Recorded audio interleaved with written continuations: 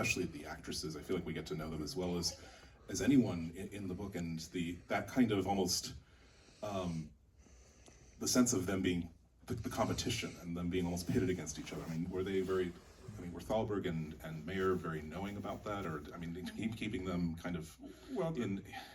The biggest competition, the legendary competition, is Norma Shearer and Joan Crawford, who came up together. In fact, I think in a very early film, I think one of them doubled for the other, uncredited.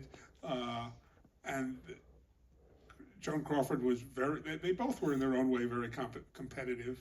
And, Crawford kept kind of like leapfrogging each other, and then finally Norma Shearer made the ultimate move, and she married Thalberg.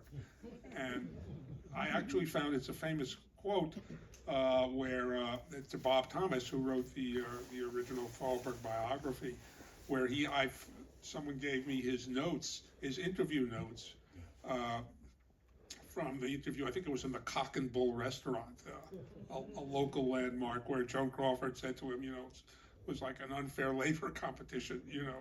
She sleeps with the boss. This isn't fair. It's a very plaintive complaint.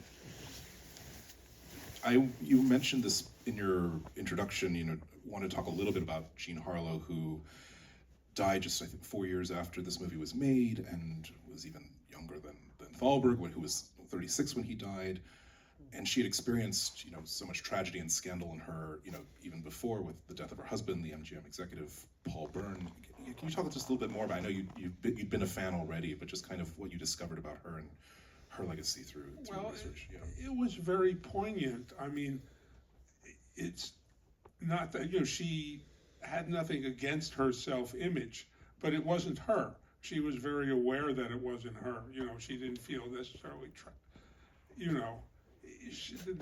I don't think I can find it, but in the book there's a quote that she gives to Time magazine. Actually, I think I can remember it.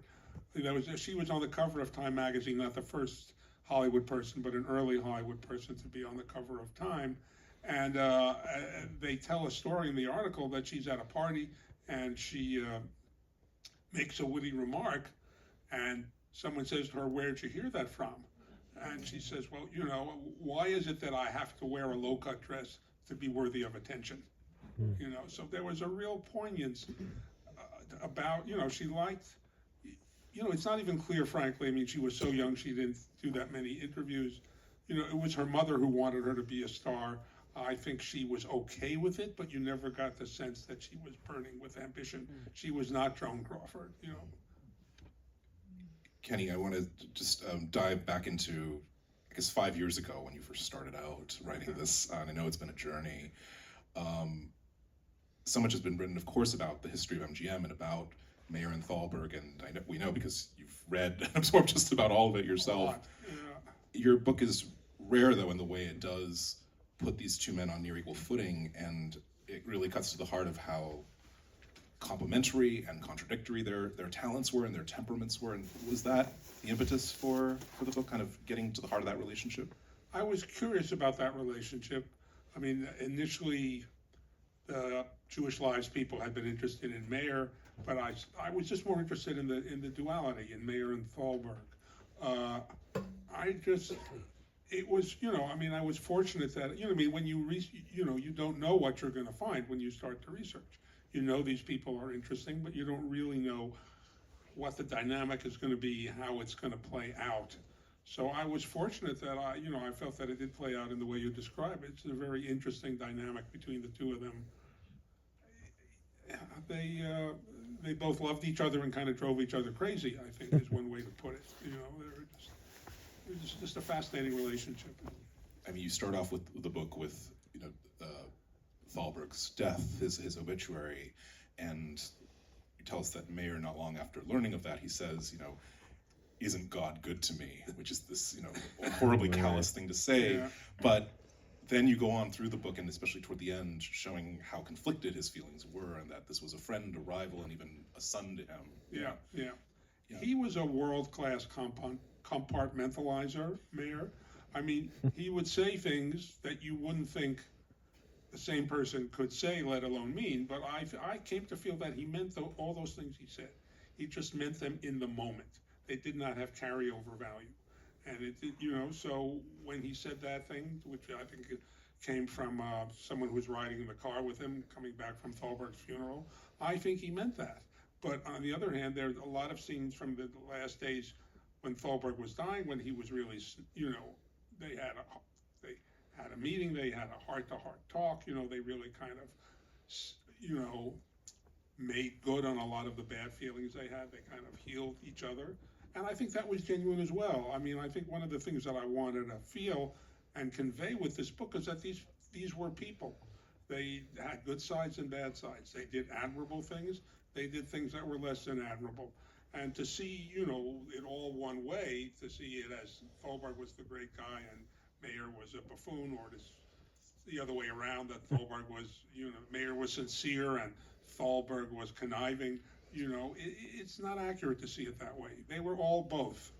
Yeah, I think one of the pleasures of reading the book is that it felt like this very kind of prismatic kind of where they kept cleaving to their characters in ways, but you keep turning it over and revealing more complexities, exactly as you were saying. I mean, and maybe Thalberg being the art, Mayer being the commerce, but that also feels reductive, and Mayer being very much an actor's, very sympathetic to actors, whereas Thalberg had this immaculate story sense that really endeared him to writers, but it does feel like they were complementary, or that the opposites in them attracted at almost every step. Yeah, I think that's very much true. I mean, there's one of my favorite lines I read it's not in her book, Irene Mayer-Selznick, who is Louis B. Mayer's daughter and later married David O. Selznick. And it's not in her book. She wrote a wonderful memoir, one of the best memoirs of the period I've read, but this was in another interview. And she said, my father never loved anyone the way he loved Irving. There was a quality of their attraction at the beginning that was quite strong. And there's some letters you read, telegrams they sent each other. This was a real, sincere relationship, and it just didn't totally survive. I know you've touched on some of the research already, but I can only imagine just the amount of it that went into a project like this. And I know you undertook it at the start of COVID, around then too. I mean, can you talk about just what that process was like, and where did you even begin?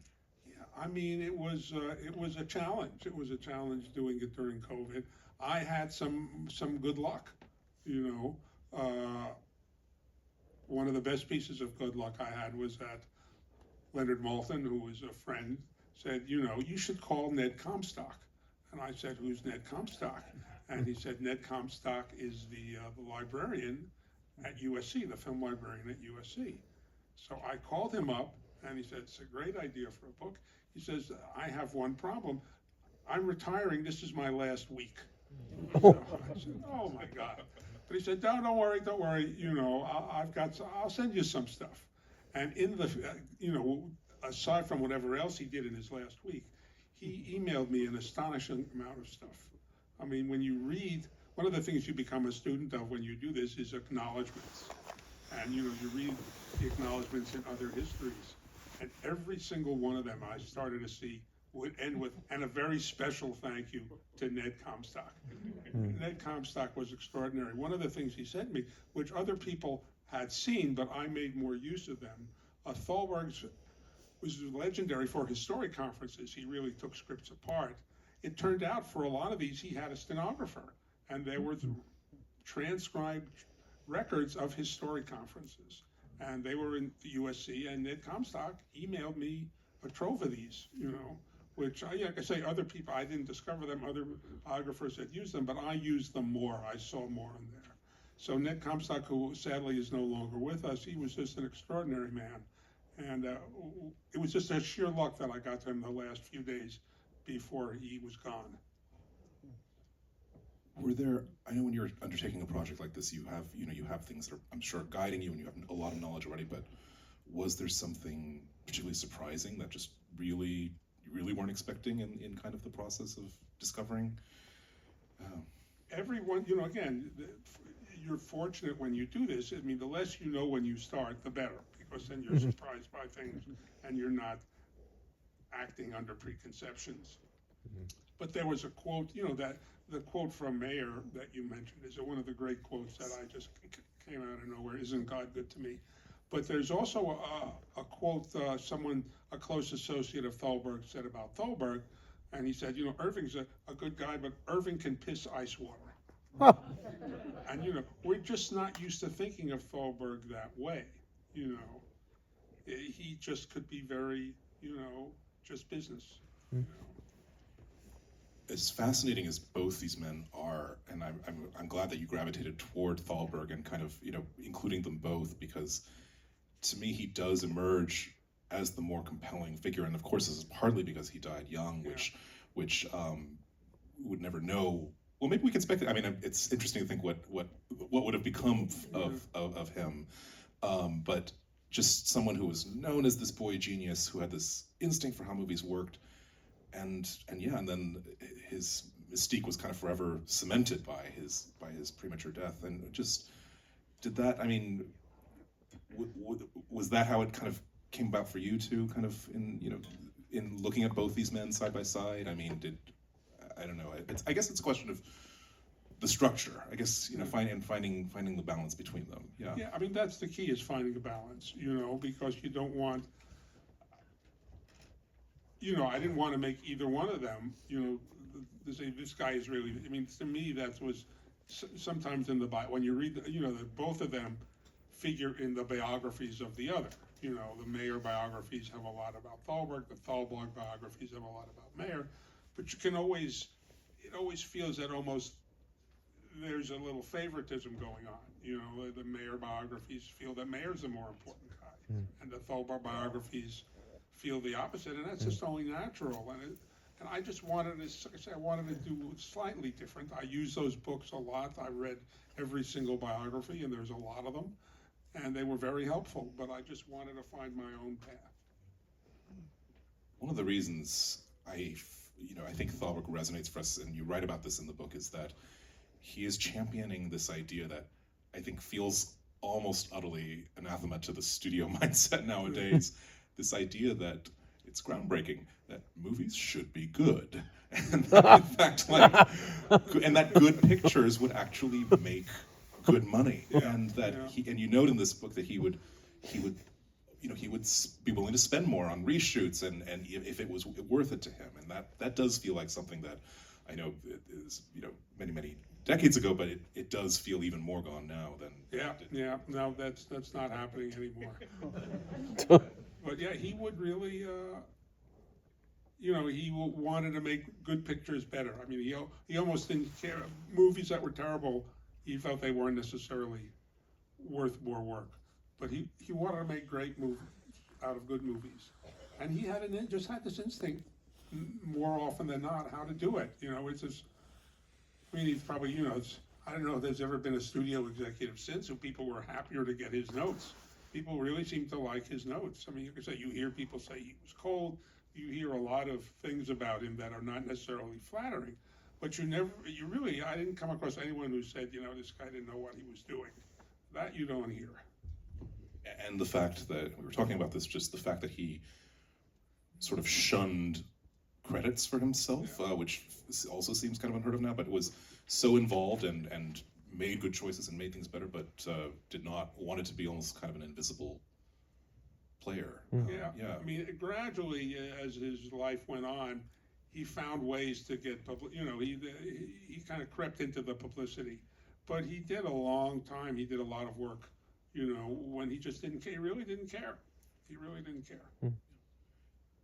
I know this book was written as part of the Jewish Lives series, and Mayer, being of Russian Jewish descent, and had this immigrant background he was very ashamed of and tried to hide, and whereas Thalberg was born in Brooklyn to German Jewish parents, a much more assimilated family. What was it like exploring these two men and their very different relationships just to their Judaism and their Jewish heritage? Yeah. I mean, I felt that they were the two poles of American Judaism at the time, and classically German Jews and Eastern European immigrants who came decades later and who were considered ne'er-do-wells by the German Jews, they didn't necessarily get along. And I found no reference of Mayer and Thalberg ever talking about or considering the fact that they were from these opposite poles. But I just had to feel that this was a factor in their relationship, that they kind of, especially Mayer. I mean, Mayer was like an immigrant dealing with his American-born son. I mean, there were a lot of times when he would just, you know, Mayer always wanted more credit. What Thalberg wanted was more money for a variety of reasons. He never felt he was paid enough. And often, Mayer, when they'd have these disputes, Mayer would give in, and it really felt like the immigrant father kind of can't say no to his, you know, his native-born son. It felt that way very much to me, even though no one ever said anything about it. You write too, of course, about their experiences of anti-Semitism in Hollywood, just in America, and how they dealt with it or didn't deal with it. I mean, even knowing the prevalence of anti-Semitism then and now and in the U.S., did the degree of it surprise you as you were? Some of it did. I mean, there was the kind of the way that people, you know, the way it was, the way it was ever, you know, it was accepted, you know. There was stories that again, other people have pointed me towards them, but I made more use of them. Stories in the Saturday Evening Post, which at that time was the largest circulation magazine in the country. And there were a series of stories, one would run every couple of months, about a guy named Izzy Itzkowitz, who was very clearly based on Thalberg, though, you know, Thalberg was an extremely cultured person, and this person, Izzy Itzkowitz, speaks nothing but kind of Jewish argot, you know. And it was just kind of surprising to read and to see how prevalent and how out in the open that kind of stereotyping was. But I think Thalberg and Mayer, this was just a cost of being an American. You know, I mean, they just, you know, that was the lay of the land. Because of Thalberg's poor health, he'd been born with this congenital heart defect. You write about how he would take regular trips to this spa in Germany, and so he had an inkling of the Nazi threat in the 1930s, but he and Mayer didn't really call that out. They did not, and they didn't pull out of Germany because they had so much business there. I mean, was that just also their not rocking the boat, their survival instinct kind of kicking in? Yeah, it's a good question. I mean, it was a little different for each one of them. Mayer just was all about the company. MGM was like his alter ego, and he just, anything that wasn't good for the company, he wouldn't do. And I think he knew what was happening in Germany, but they had a lot of money there, and that's what mattered to him. He didn't want to hurt the company by taking a financial loss. And Thalberg, you know, there's an anecdote I found where, you know, that Norma Shearer told an actor, a friend of hers, that they were at one of these spas where they witnessed outside the window kind of an anti-Semitic riot, you know, a Nazi march. And Thalberg, who, as you said, was, you know, German Jewish parents, so he spoke fluent German, and Norma says he was telling me what the Nazis were saying. And so he saw firsthand what happened, but for whatever he felt that communism was a bigger threat than fascism. It's not clear why, you know, that's what he felt. So even though he saw this stuff, he didn't belittle it, but he felt, you know, communism is a bigger threat. And of course he didn't live long enough to see what ultimately Exactly. became. Exactly. This ties in, I think, to the fact that partly Mayer and Thalberg were quite conservative, you know, politically, and they were hardcore Republicans and involved in union busting. And one of the really fascinating parts of the book is you bring us into, you know, part of the reason why we have the Oscars and the Academy is union busting, and you get into some of the pressures they would bring to bear on their employees and trying to dissuade them from protest, from activity on behalf of the Democratic Party, and from organizing. Can you talk about researching that aspect of it? Well, you know, I mean, again, you have to see people whole, you know, and Thalberg's writers had difficulty with this as well. You know, he was very close to his writers. Francis Marion is a key example, who was an Oscar-winning screenwriter, one of the top screenwriters of the 20s and 30s. But she believed, you know, when the Guild started to form, she was a key player in starting the Writers Guild.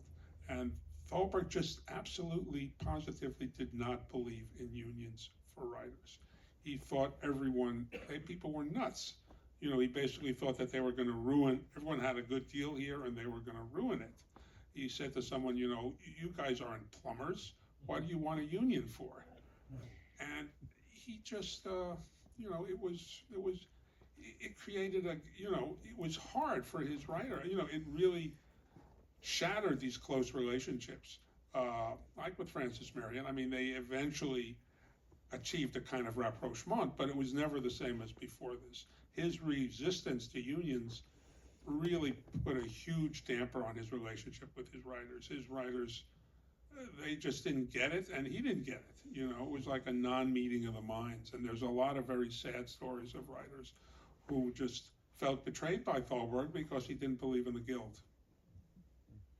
This is kind of tangential to that, but speaking of just kind of these often fractious relationships and things that we look at now as if it puts perhaps Mayer and or Thalberg on the wrong side of history. You write about writers like William Faulkner coming through the system and not having much success, and F. Scott Fitzgerald, who's an especially fascinating figure here. And one of the first things that Thalberg did was early in his career, relatively, was fire Erich von Stroheim. And so I'm just curious, there were kind of just, you spend a lot of time, I think, talking about the things they got wrong, or perhaps just the things that, that decisions that may not hold up, but also in some ways turned out serendipitously, perhaps, Yeah, they didn't. There's a lot of quotes about sound pictures are just going to be. There'll always be silent films. We'll have sound pictures, but there'll be silent films too. And well, it turns out no, we do not have silent films anymore. So they didn't. They were not far-seeing all the time. They didn't always know which horse to back. But it's interesting. Stroheim, I mean, was really. That's a different situation, because that's a situation where, for better or worse, Thalberg ran a system where he was in charge. And one of the things that's been pointed out, which is true, is that the directors at MGM, the really individualistic directors, did not want to work for MGM, and MGM, Thalberg and Mayer didn't want them. Theirs was a system where they were in charge.